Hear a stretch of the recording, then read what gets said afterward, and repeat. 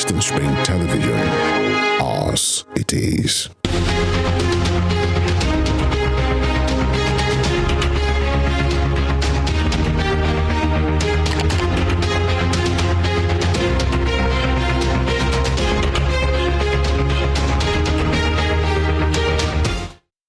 Good evening and welcome to Spring Global on Western Spring Television. Now the headlines. Burkina Faso military government confirms order for French troops to leave the country. Latvia expels Russian ambassador in solidarity with neighboring Estonia. California police identify gunman suspected of killing 10 people in a ballroom dance studio.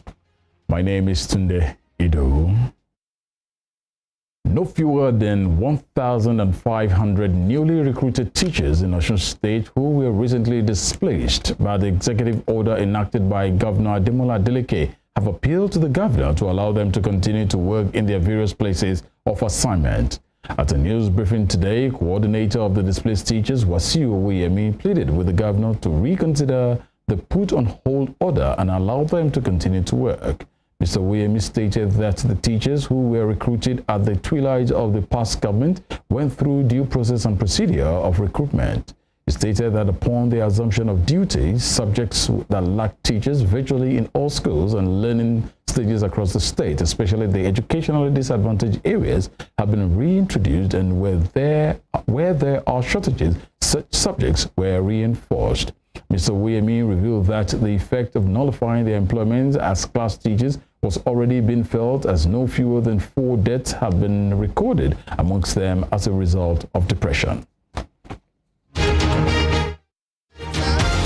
will be of great concern to know that the effect of nullifying our appointment as class teachers has already been felt, as we are recorded no fewer than 4 deaths among us as a result of depression of nullifying the appointment as class teachers. Your Excellency, sir, save our soul and have mercy on us. We are your children and siblings. There are great numbers of dependents on us. Nullifying or terminating our appointment as such a title like this is like being thrown into the sea of hopelessness. In Africa, Burkina Faso military government has confirmed it is asked France to pull its troops out of the insurgency-hit country within a month. A government spokesman, Jean-Emmanuel Ouedraogo, confirmed the development, stating that after due consultation, the Burkinabe government decided to terminate the arrangement that allows French forces to be in the country. He noted that the withdrawal does not mean the end of diplomatic relations with Burkina Faso and France. Gunmen in Eswatini have killed a prominent opposition politician and human rights lawyer, Tolani Maseko, at his home, hours after the country's absolute monarch challenged activists opposed to his rule. Opposition spokesman Sikelila Delmina confirmed the incident, stating that Mr. Maseko was shot dead on Saturday night by unknown attackers in Luleko, about 30 miles from the capital, Mbabane. The spokesman said he was told the assassin shot him through the window while he was inside the house with his family. Dalmini added that details are still scant, and owing to the trauma his family members are undergoing, they are not yet to speak to the public. The government sent condolences to the family, saying Masiko's death was a loss for the nation and that police were searching for the killers. Maseko was a leading human rights lawyer and columnist in Eswatini who had a pending battle with King Mwati III over the monarch's decision to rename the country Eswatini by decree. Russian Foreign Minister Sergei Lavrov has landed in South Africa to hold talks with one of his country's most important allies on the continent, divided over Russia's invasion of Ukraine and Western attempts to isolate it. Mr. Lavrov met with his counterpart, Nadeli Pandor, in the capital Pretoria today, in what South African government officials have said is an ordinary visit, but deemed insensitive by some opposition party and the small Ukrainian community. A spokesman for Pandor's department said Lavrov arrived in South Africa early this morning, and he is expected to hold a joint news conference with Pandor at approximately 10:00 GMT. President Cyril Ramaphosa's government regards South Africa as neutral in the war in Ukraine and has expressed a desire to mediate. Pandor has repeatedly insisted that South Africa will not be dragged into taking sides and has criticized the West for selective condemnation of Russia while ignoring other acts of aggression like the Israeli occupation of Palestinian territory. And still in Russia-Ukraine war, Latvia has announced it will downgrade its level of diplomatic relations with Russia in solidarity with neighboring Estonia and due to Moscow's ongoing war on Ukraine. Foreign Minister Edgars Rinkevich, in a tweet, said due to the ongoing brutal Russian aggression against Ukraine and in solidarity with Estonia, Latvia will lower level of diplomatic relationship with Russia effective February 24, demanding Russia act accordingly. Earlier, Russia announced that it had downgraded diplomatic relations with Estonia and ordered its ambassador to leave, citing the Baltic nation's total Russia-phobia. Following Tallinn's recent decision to drastically reduce staff levels at the Russian embassy, Moscow's move this morning marks the first time it has expelled an ambassador of a European Union country since the invasion of Ukraine began on February 24th. Germany has called on the European nations and countries and its partners to do everything possible to ensure Ukraine wins against Russia. German Foreign Minister Annalena Baerbock stated this before a meeting of EU foreign ministers, stating that it is important that we, as an international community, do everything we can to defend Ukraine. Ms. Baerbock, however, declined to make any specific comments on the sought-after Leopard 2 tanks. Meanwhile, Sweden Foreign Minister Tobias Billström, reacting to Russian Foreign Minister's trip to South Africa, said the isolation of Russia is important. Yes, it is. I think that the isolation of Russia is important, and we believe that all countries in the world should realize the atrocities that are being committed by the Russians, and that Russia has been the aggressor in relation to Ukraine. Countering the Russian narrative is therefore important, and we believe that the European Union should show a great deal of understanding and a greater deal of show also a greater deal of interest in what's going on in Africa. Therefore, it is very welcome that there will be a point on today's agenda in relation to Sahel, and we also very much look forward to hear the discussions and the reports by the Commission and the High Representative Josep Borrell on this matter. In the meantime, Polish Prime Minister Mateusz Morawiecki said Poland will ask Germany for permission to send Leopard tanks to Ukraine. Mr. Morawiecki said Warsaw is building a coalition of nations ready to send German-made Leopards, but even if there is no permission from Berlin, Warsaw will make its own decisions. German Foreign Minister Annalena Baerbock said on Sunday that Poland hasn't formally asked for Berlin's approval, but added that if Germany is asked, it will not stand in the way. We said we are making we earmarked our 14 Leopards tanks, and now we wait also for Leopards from Denmark, Finland, Germany, and tanks from the other countries of the European Union, because we wanted to inspire others to actually gather more tanks to have potentially 60, 70, up to 100 of very modern tanks which can make a difference on the battlefield in Ukraine. Russia says no new date has been set for talks with the United States on the start of nuclear arms treaty. Russia Deputy Foreign Minister Sergei Ryabkov made this known, stating that the conditions are not suitable for new talks on the agreement, which caps the number of strategic nuclear warheads of each side. Rayabok added that the situation does not allow for setting a new date, taking into account the escalation trend in both rhetorics and actions by the United States. In November, talks between Moscow and Washington on resuming inspection under the New START nuclear arms reduction treaty were due to take place in Egypt, but Russia postponed them. A Russian warship armed with hypersonic cruise weapons will take part in exercises with the Chinese and South African navies in February. According to Russia's state-owned TASS news agency, the Admiral Gorshikov will go to the logistics support point in Sirius Tactus and then take part in joint naval exercises with the Chinese and South African navies.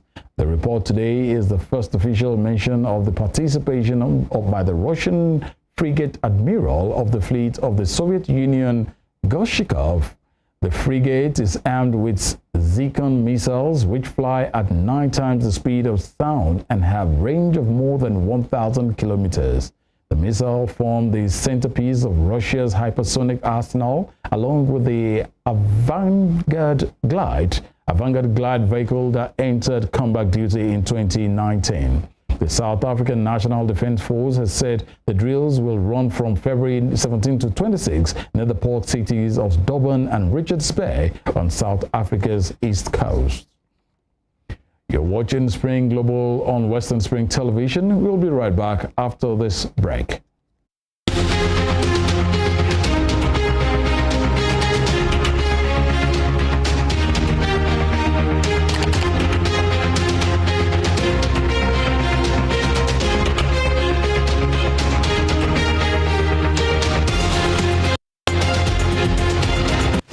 Is a culture on its own.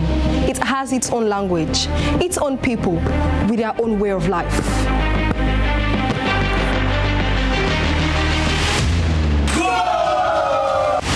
The world of sports is never void of actions, stories, dramas, and scandals. I guess you need a sports show that can walk the walk and talk the talk. On this show, we answer all your sporting questions. The whens, the whys, the wheres, and even the what ifs. Sports Spring is that show that will give you that new lease of life you've been looking for in sports journalism. Join me, Joseph Atewe, and your sports Amazon, Nengi Ernest. On this station, Western Spring Television, channel 190, only on Star Times. Let's talk sports. Let's speak the most universal language of the world.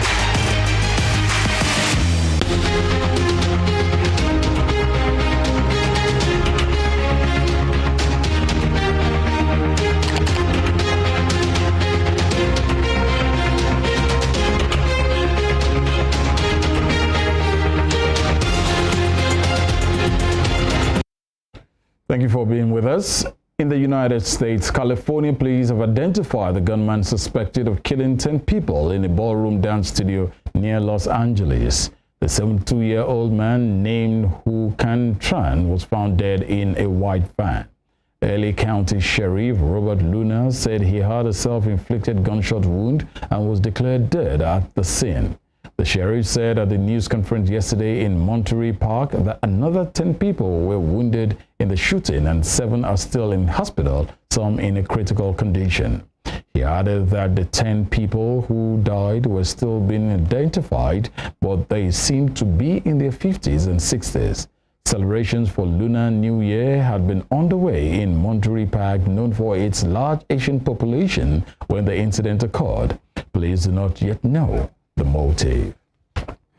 Based on the previous information relayed by homicide investigators regarding the white van involved and seen leaving the scene of the incident in the city of Alhambra, the Torrance Police Department was notified, and at 10:20 a.m., the Torrance police officers located the white van matching the description near the area of Sepulveda Boulevard and Hawthorne Boulevard.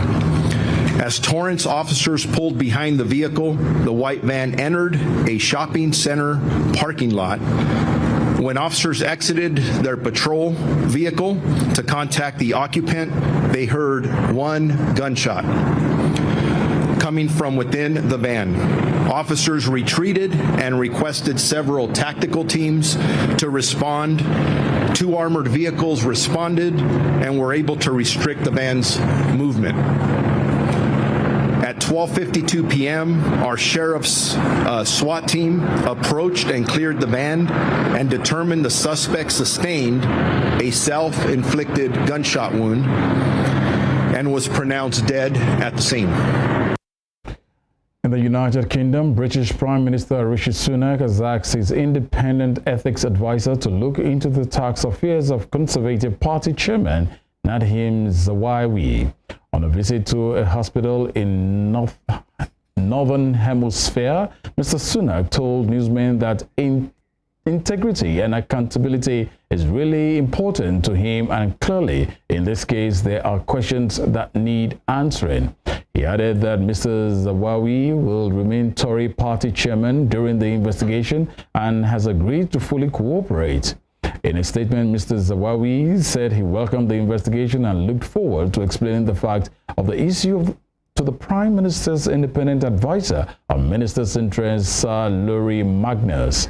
Mr. Zawawi is facing calls to resign after it emerged he paid a penalty to HMRC over unpaid tax while he was Chancellor as part of a multi-million-pound dispute.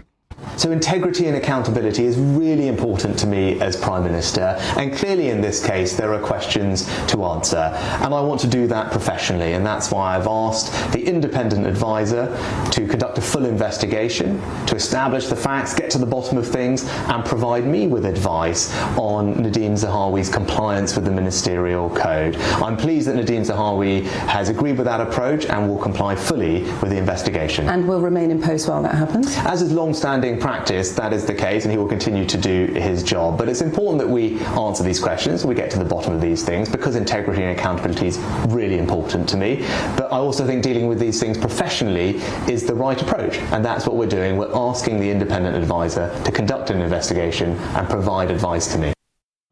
Meanwhile, in his first public comment since receiving a fine for not wearing a seatbelt, British Prime Minister Rishi Sunak says he deeply regrets the incident.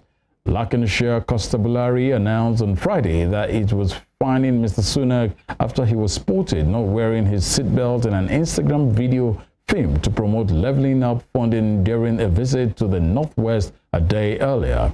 Mr. Sunak has agreed to pay the fine, and Number 10 issued an apology last week.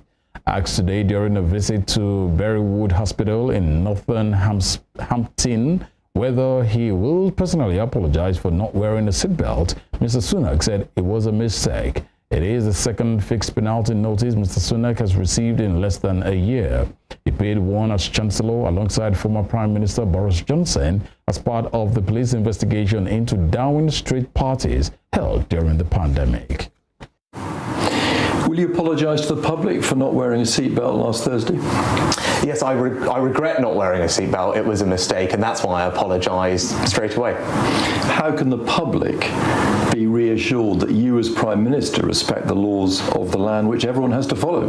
Of course I do, and in this instance I made a mistake which I regret deeply, and that's why I apologise straight away. In the Middle East, the European Union will step up sanctions targeting Iranian officials deemed to be involved in an ongoing crackdown against anti-government protesters in the country. The EU presidency in a tweet said ministers had adopted a new package of sanctions targeting those driving the repression in Iran, adding that the EU strongly condemns the brutal use of force by the Iranian authorities against peaceful protesters. The decision saw 37 additional Iranian officials and entities placed on the sanction list. The union, however, stopped short of declaring Iran's allied Islamic Revolutionary Guard Corps, IRGC, a terrorist organization until further legal process are completed. Dozens of Palestinians have protested against threats made by top Israeli politicians to imminently carry out the forced displacement of the Palestinian Bedouin village of Khan al-Hamma on the eastern outskirts of Jerusalem.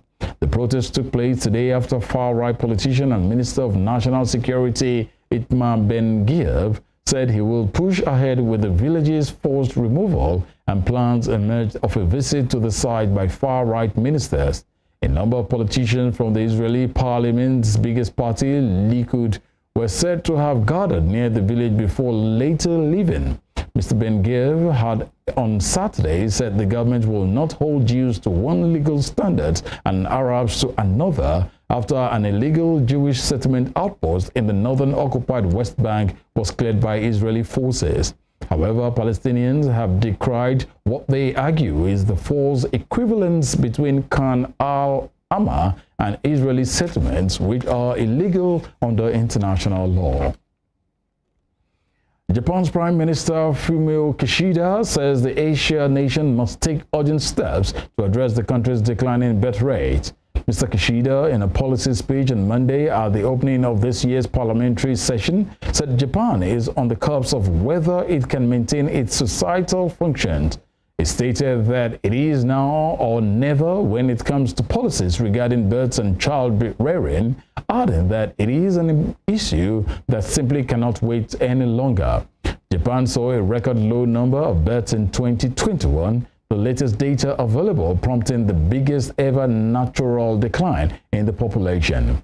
Adding to the problem, about 28% of Japanese are over the age of 65.